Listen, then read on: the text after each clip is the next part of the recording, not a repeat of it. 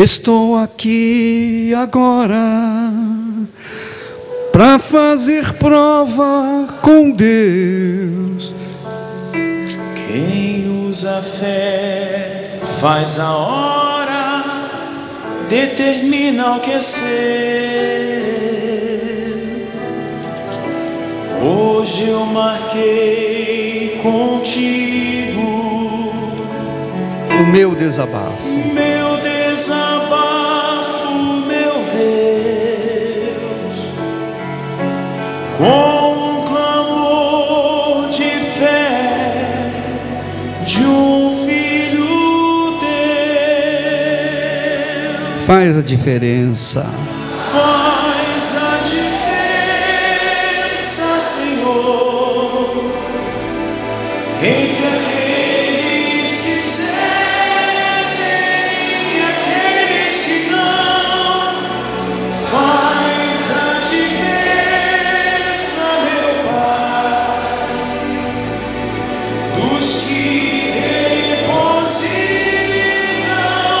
sua vida no altar, dos que lembram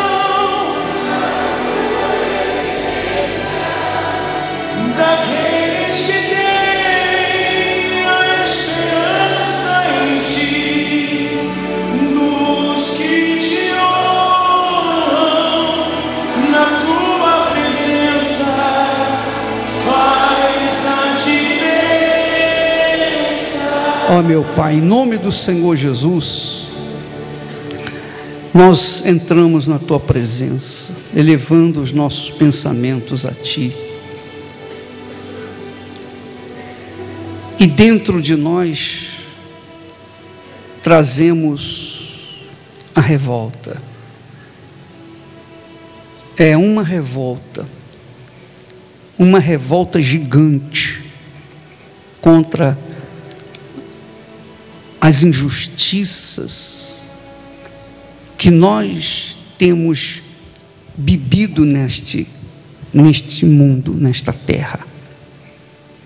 Nós temos permanentemente bebido o fel das injustiças e estamos cansados. O nosso interior está todo contaminado de vergonha, de ódio, de repulsa por essa situação. O Senhor conhece a nossa estrutura, o Senhor conhece o nosso ser.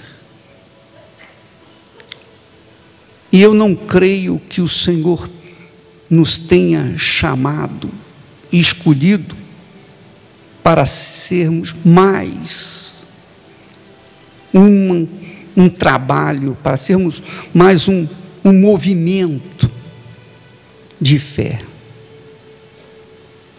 Mas o Senhor nos chamou para fazer a diferença. Tem que haver uma diferença. Tem que haver essa diferença. Tem que haver a diferença, meu Pai, em cada um que aqui está, em cada um que me ouve, meu Senhor. Eu peço que o Senhor venha suscitar no meio do teu povo aqueles 300 de Gideão, suscitar o espírito de Abraão, que se revoltou contra a situação quando o seu sobrinho foi levado cativo pelos reis do inferno. Ó meu Pai, nós temos sido cativos das injustiças. O Senhor pode ver em cada um aqui, cada pessoa que está aqui, neste momento, traz dentro de si uma revolta, traz dentro de si um ódio contra tudo tudo que é injusto que tem enfrentado. O negociante é obrigado a se corromper por causa da corrupção dos maus políticos.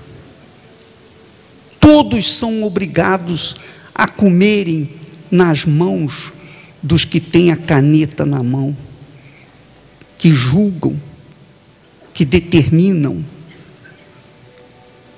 Nós vivemos sob esse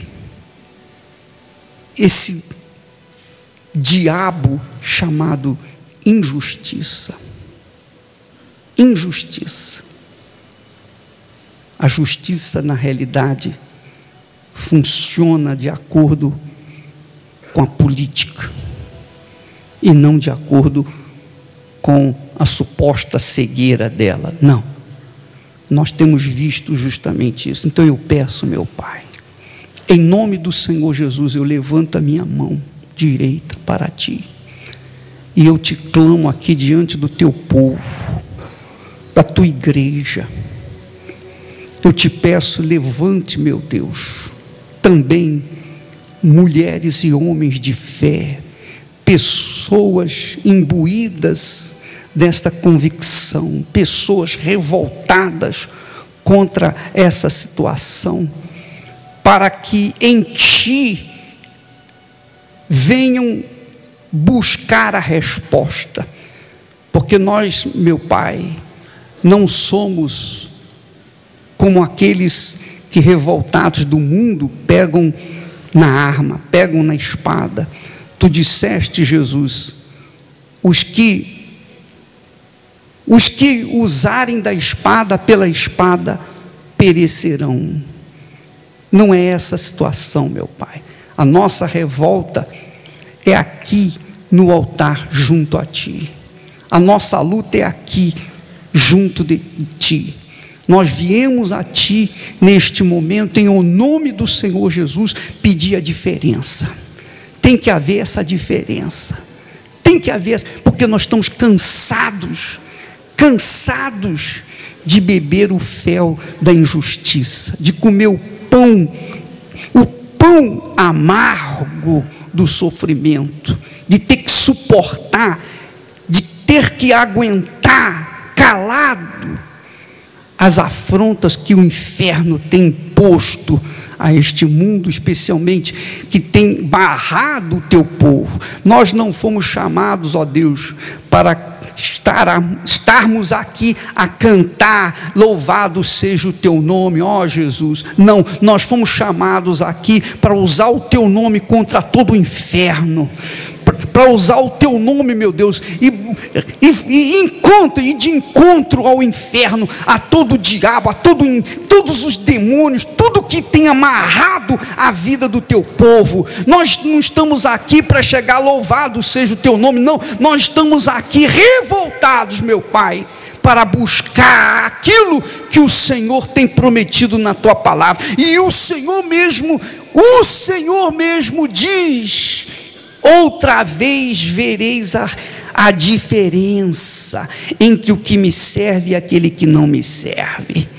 Então, Espírito Santo, eu te peço, agora mesmo, venha sobre o Teu povo, venha sobre esta gente, venha sobre esta criatura que tem sede, que tem fome de justiça, meu Pai. Venha sobre todos nós, venha movimentar as águas, meu Pai, venha fazer a diferença, venha usar os Teus servos para fazer a diferença neste mundo, meu Senhor, a fim de que este mundo saiba que o Senhor dos Exércitos está vivo, e que o Senhor dos Exércitos, como era no passado, é no presente e o será no futuro. Então, meu Pai, levante mulheres e homens de fé no nosso meio aqui agora, contra todo o inferno das injustiças que temos sofrido por conta do inferno atuando e com a caneta na mão para determinar o que deve e que não deve ser feito. Espírito Santo, em nome do Senhor Jesus,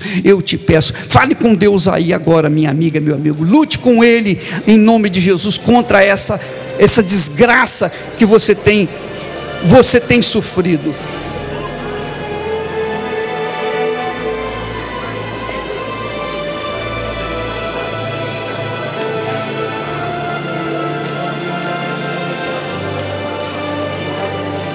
Graças a Deus.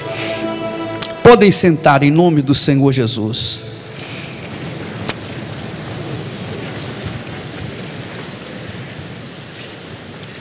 Normalmente, quando uma pessoa vai na igreja, e você que está aqui pela primeira vez, talvez esteja até estranhando, porque quando se vai numa igreja,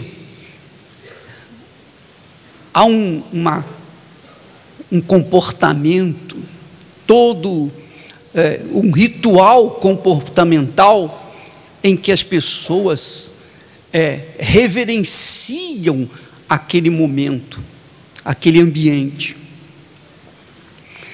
Mas eu não creio que Deus tenha nos chamado, e Ele não nos chamou para estar aqui simplesmente para chegar e ó Deus, aleluia, graças a Deus. Eu não creio nisso. Eu não creio. Eu creio que Deus não nos chamou para sermos mais para somarmos ao que já tem por aí. Eu não creio. Eu creio que Deus nos chamou para libertar o cativo, para fazer notória as suas obras no meio dos sofridos. Eu creio que Deus nos chamou para que nós, e nos deu o Espírito Santo, para que nós fôssemos revoltados contra toda forma de injustiça. Jesus disse: bem-aventurados que têm sede e fome de justiça. Então essa fé é o que faz a diferença diante de Deus. Essa fé agressiva, que não tem nenhuma compostura, que não tem nenhuma ética, essa fé bruta, é que faz da pessoa vitoriosa, é o que vai fazer de você vitorioso. Porque se você não manifestar essa fé agressiva, você vai ser mais igual os outros religiosos, que se acomodam diante das situações, que ficam esperando em Deus, esperando. A vida passa, os dias vão passando rapidamente, os anos, e a pessoa vai envelhecendo, esperando que um dia Deus venha atender. Não é assim que funciona. Não é assim que funciona. Vamos ver agora como, porque todas as vezes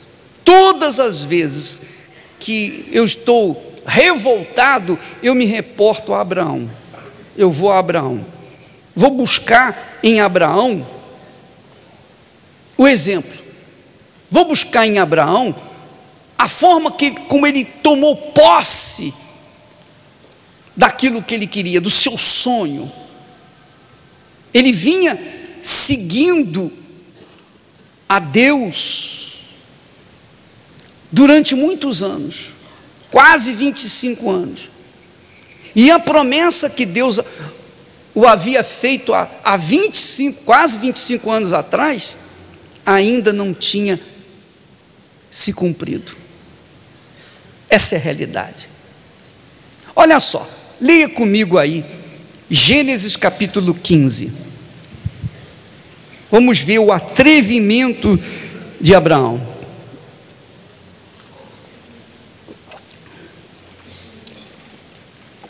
Se você, ou se nós, presta atenção no que eu vou dizer, se nós quisermos viver e conquistar e avançar e tomar posse das promessas de Deus, nós temos que ter na Bíblia as pessoas que foram referenciais de uma fé que agrada a Deus. Que uma coisa você chegar a dizer, eu creio em Deus, isso é uma coisa. Outra coisa é você tomar posse daquilo que Deus prometeu, através da sua valentia, através da sua impetuosidade, não arrogância, mas uma fé convicta, uma fé bem definida, em que você manifesta diante de Deus, sem o mínimo receio de perder alguma coisa. Não temos nada a perder, ou é ou não é, ou Deus funciona ou Deus não funciona, ou Ele existe ou Ele não existe, essa é a realidade. Ou não tem um blá blá blá, ou Deus é ou Deus não é, ou Deus existe ou Deus não existe, ou Jesus está vivo ou Ele está morto. Como é que a gente vai saber que Ele está vivo? Como é que a gente vai saber que Ele é um Deus verdadeiro, que Ele está vivo e pronto para atender às nossas necessidades? Só mesmo fazendo prova com Ele. Se não houver uma fé agressiva, incisiva, impetuosa, arrojada, não vai acontecer nada. Não vai acontecer nada. Escute o que eu estou falando para você, não vai acontecer nada. Não vai acontecer nada com você. Não é por questão de méritos. Deus não olha os nossos méritos, mas o que o agrada é a nossa fé, a certeza, a convicção. Você tem que manifestar isso dentro de si. Então, aqui no capítulo 15, fala assim, olha só, depois destes acontecimentos, que acontecimentos? Que acontecimentos que está se referindo aqui? Os acontecimentos foram o seguinte: o sobrinho de Abraão, chamado Ló, se separou dele e foi morar em Sodoma. E o que aconteceu? 5 reis se juntaram contra, aliás, 4 reis se juntaram contra 5 reis, dentre os quais o rei de Sodoma, e avançaram sobre essas cidades e levaram tudo, as pessoas, os bens, tudo, os despojos, tudo. Então, 4 reis se juntaram e venceram 5 reis e tornaram-nos cativos e foram embora. Dentre esses reis cativos havia o sobrinho de Abraão. Então o que fez Abraão? Abraão reuniu 318 homens nascidos em casa, 318, os melhores, nascidos em casa. Isso significa nascidos de Deus. Nascido de Deus. Quando a pessoa é nascida de Deus, ela tem qualidade. Quando ela não é nascida de Deus, ela não tem qualidade. Pode ser fiel, pode ser bonzinho, pode ser bacana. Se não for nascida de Deus, não tem qualidade. Então ele pegou esses 318 homens e foi ao encalço daqueles 4 reis que tinham vencido 5 reis, 5 nações. Em outras palavras, Abraão saiu da sua casa para lutar contra 9 reis. É ou não é? Teoricamente é isso, porque 4 que venceu, 5 soma-se, os 4 são 9 reis, 9 nações, 9 impérios. Ele saiu ao encalço do seu sobrinho e venceu todos eles, e tomou os despojos e recuperou o seu sobrinho. Então, quando Abraão voltou da sua vitória, enquanto todos estavam comemorando, Abraão estava um tanto apavorado, temeroso com a sua vitória. Ele estava temeroso por quê? Porque a fama dele certamente iria correr aquelas terras e fazer com que todos os inimigos dele ele tinha muitos inimigos, porque ele era um homem abençoado, e fazer então se juntar, ou juntarem os inimigos e virem contra ele. Então Abraão ficou com medo. Quer dizer, uma vitória que trouxe receio para dentro de Abraão. Entende o que eu estou falando? Uma vitória que suscitou receio. Então, depois desses acontecimentos, veio a palavra de Deus, do Senhor, a Abraão, numa visão. Então, numa visão, Deus falou para ele: não temas, Abraão. Quer dizer, Deus veio com a palavra de consolo, de conforto, de segurança. Não temas, Abraão. Eu sou o teu escudo, e teu galardão será o quê? Sobremodo grande. Olha só a expressão. Tem certas palavras na Bíblia que, se você ler rápido, você não percebe a grandeza. Imagine Deus falar assim: o teu galardão será sobremodo grande. Eu pergunto a você: Deus precisa falar sobremodo grande? Sendo Deus tão grande, tão poderoso, todo-poderoso, o Criador dos céus e da terra, se Ele falasse assim: o teu galardão será grande, já iria arrebentar.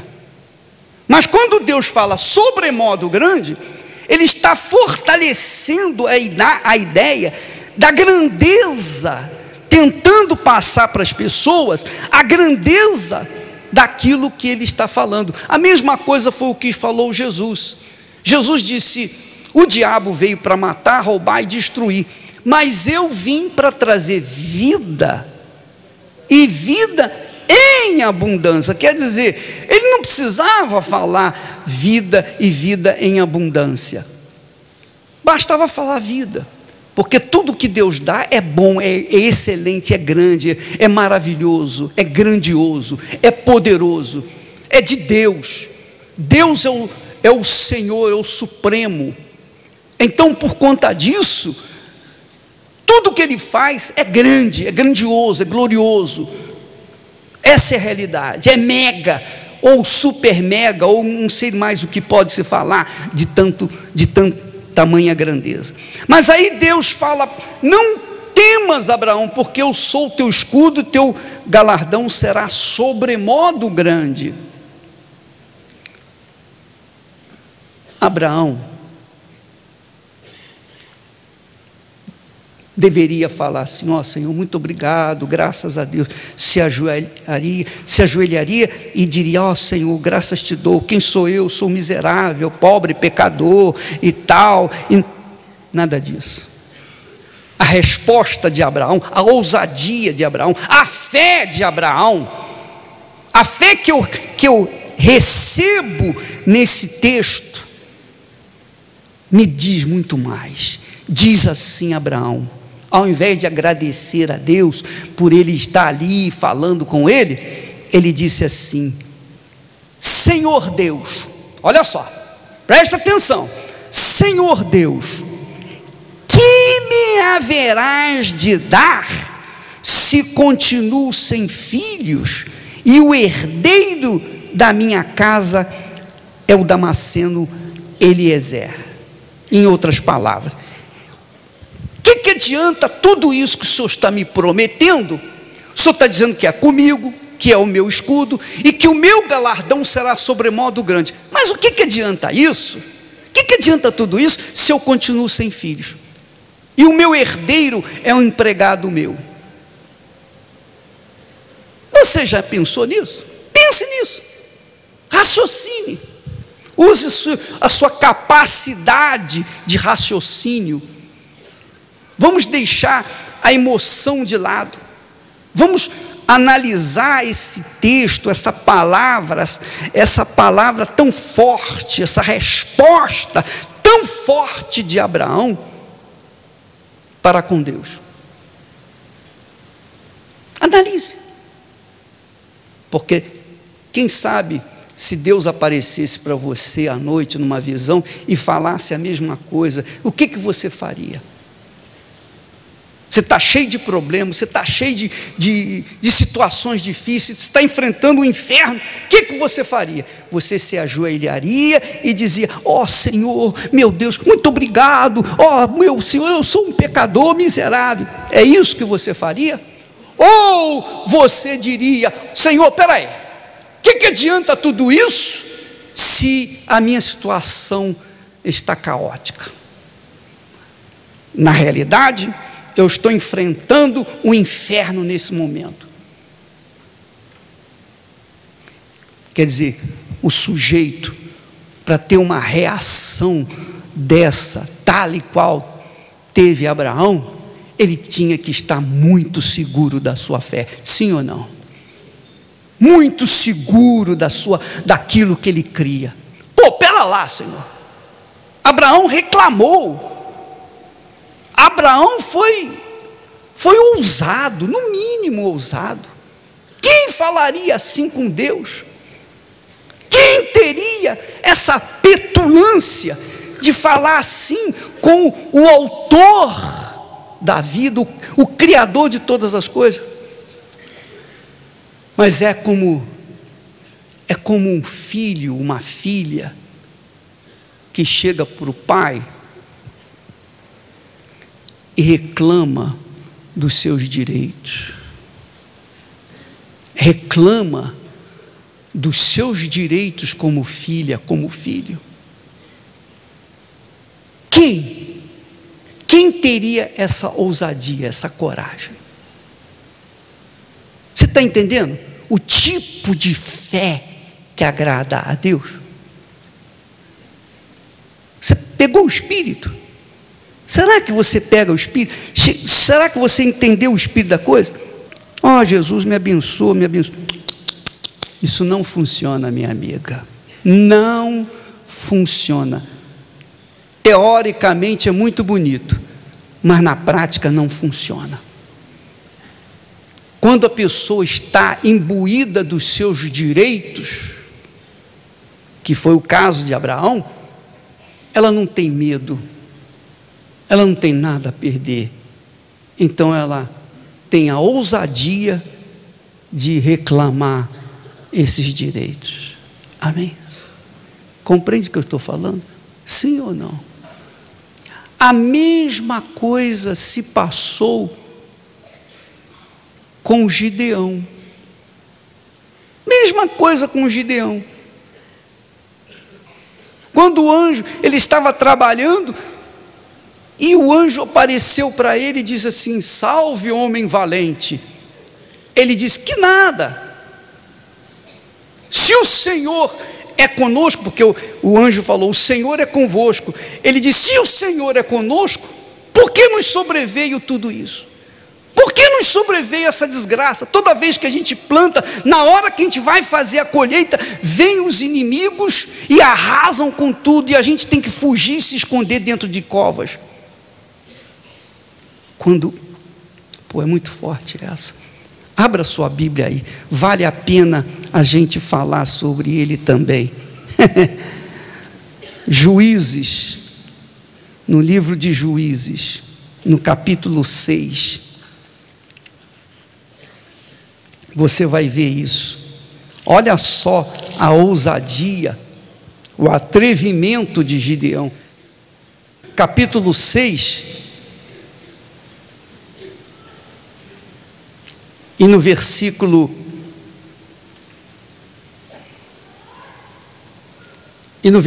11, diz assim: então veio o anjo do Senhor e assentou-se debaixo do carvalho que está em Ofra, que pertencia a Joás, a Biesrita.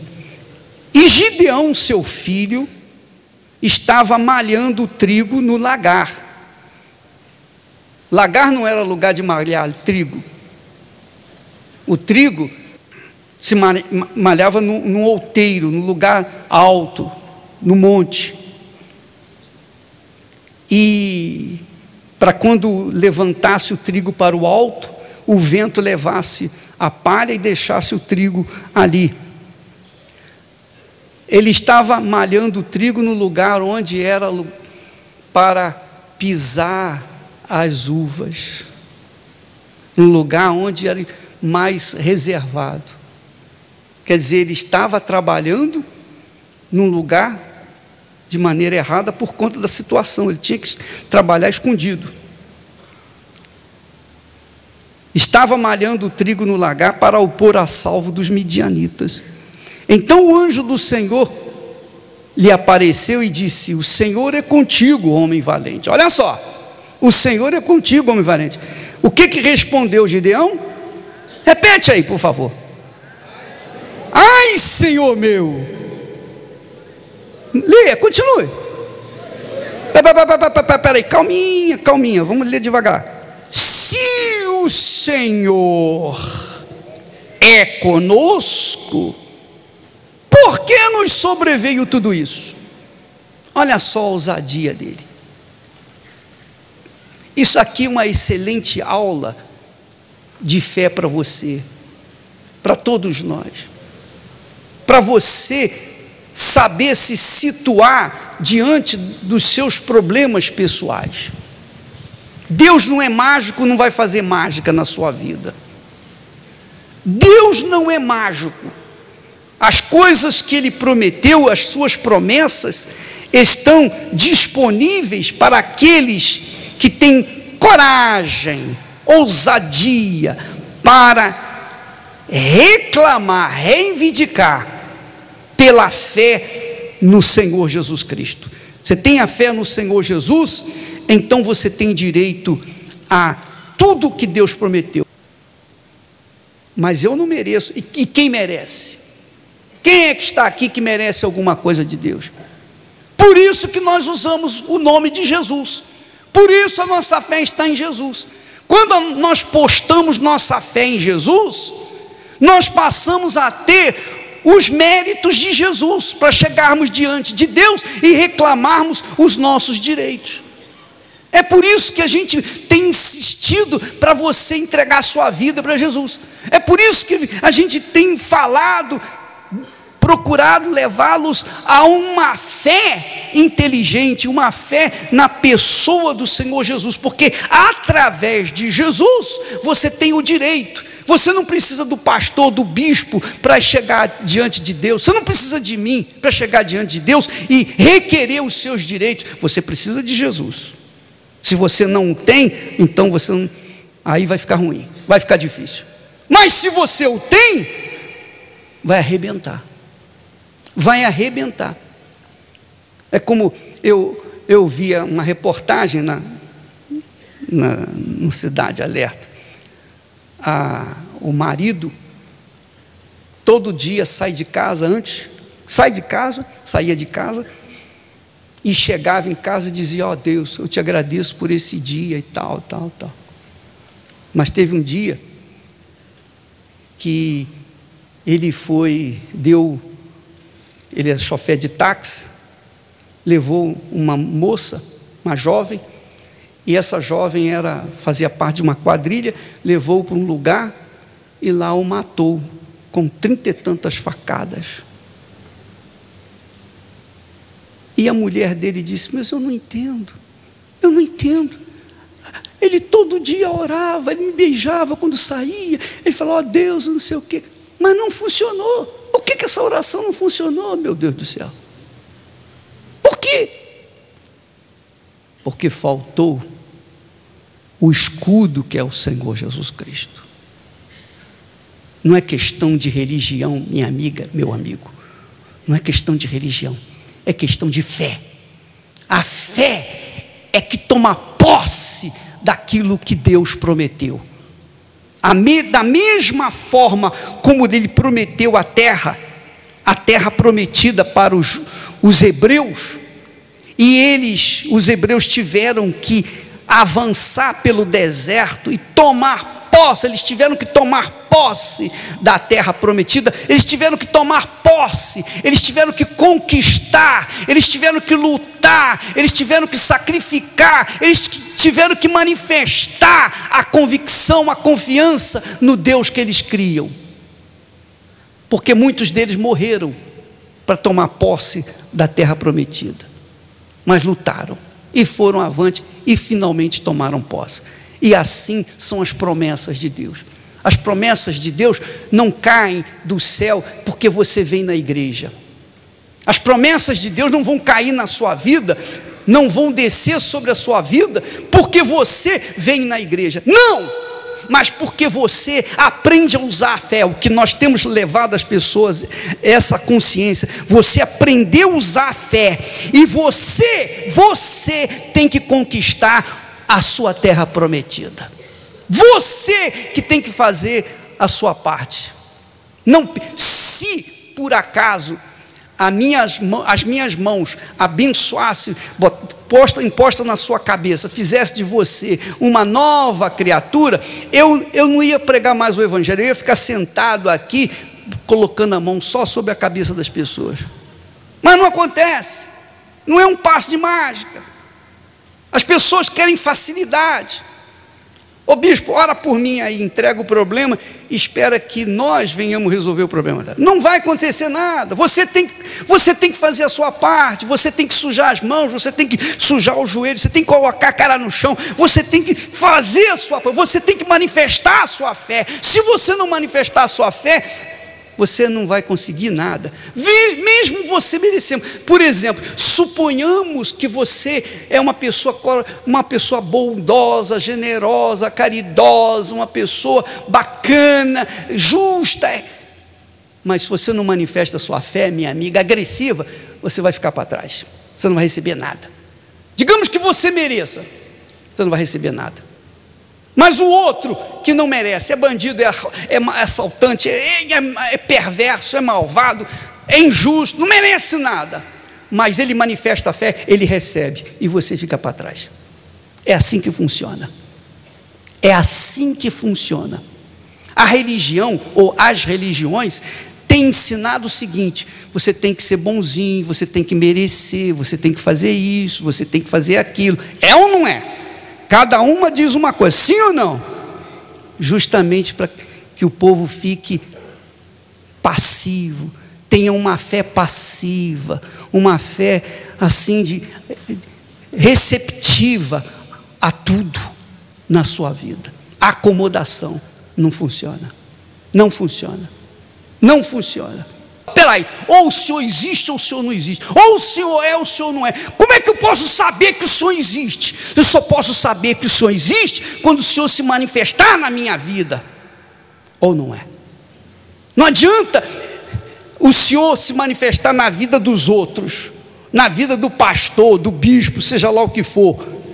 Eu quero que o Senhor manifeste na minha vida. É na minha vida. É na minha vida. Eu quero saber, eu quero te conhecer. Você quer isso, minha amiga?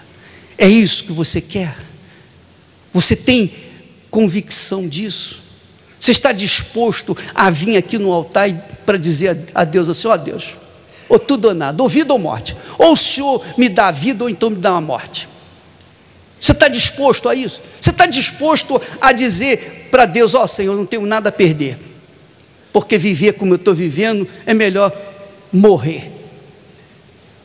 Se você é aquela pessoa que diz: olha, eu não sei mais o que fazer da minha vida, eu prefiro a morte, e você está pensando no suicídio, então você é um excelente candidato para conhecer o Deus Todo-Poderoso que nós falamos, porque uma coisa é o que está escrito, outra coisa é aquilo que nós vivemos, e Deus promete fazer a diferença. Tem que haver diferença na sua vida, tem que haver essa diferença na sua vida. Não importa a condição social, racial que você vive, não importa a situação sua, não importa o que você é ou fez, o que importa para tomar posse das promessas de Deus é você chegar: ó Deus, está aqui a minha vida, ou tudo ou nada, ou vai ou racha. Esse negócio de ficar de lero-lero não serve para mim. Eu quero resultado, Eu quero ver o Senhor manifestar na minha vida. Você está disposto a isso? Se você está, vem aqui na frente agora fazer o seu desafio e o seu desabafo.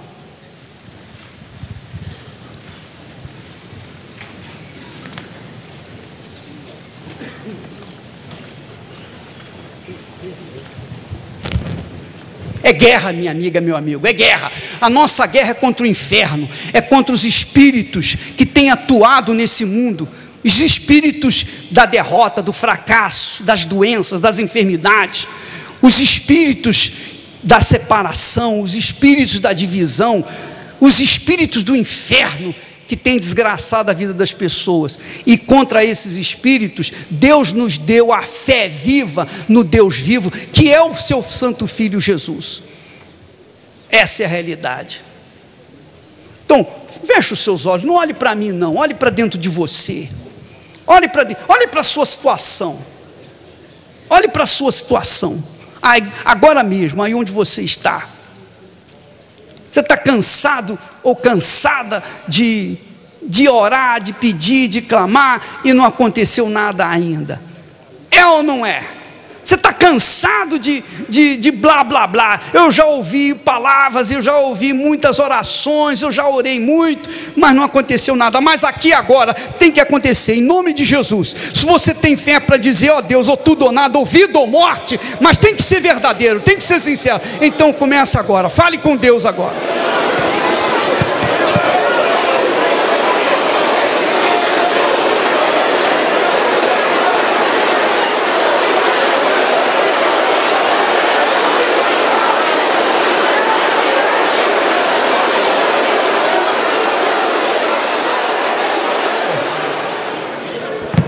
Em nome do Senhor Jesus, não diga nada agora. Coloque as duas mãos no seu coração. Melhor, tira do coração, bota na mente. O coração é uma fonte de sentimentos vazios. Na mente, coloca na sua mente as duas mãos, na sua cabeça. Meu Pai, o teu servo disse na sua oração: faze-me justiça, ó Deus, e pleiteia a minha causa contra a nação contenciosa. Livra-me do homem fraudulento e injusto, pois tu és o Deus da minha fortaleza. Meu Pai, eu creio que cada um de nós traz dentro de si esta oração, da mesma forma. Faze-me justiça, Senhor. Aliás, o Senhor prometeu isso. O Senhor disse que faria a diferença. Haveria uma diferença entre aqueles que te servem e daqueles que não te servem. Então tem que ser agora, meu Pai. Tem que ser agora. Desça o teu Espírito nesse momento para tomar cada um de nós, para tomar a todos, meu Senhor, para falar, para orientar, para dizer o que tem que ser feito, o que o Senhor quer que nós façamos. Diga lá o que o Senhor quer que eu faça, eu vou fazer, meu Pai. Diga lá o que o Senhor quer e eu vou fazer a tua vontade.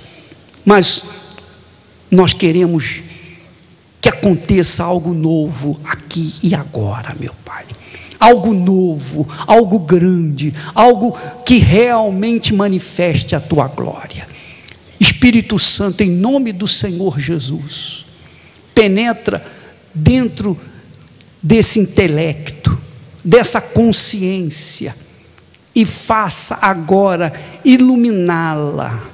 Sim, faça o teu rosto brilhar sobre essa consciência, para que haja atitude, meu Pai, para que haja um comportamento de acordo com a tua presença.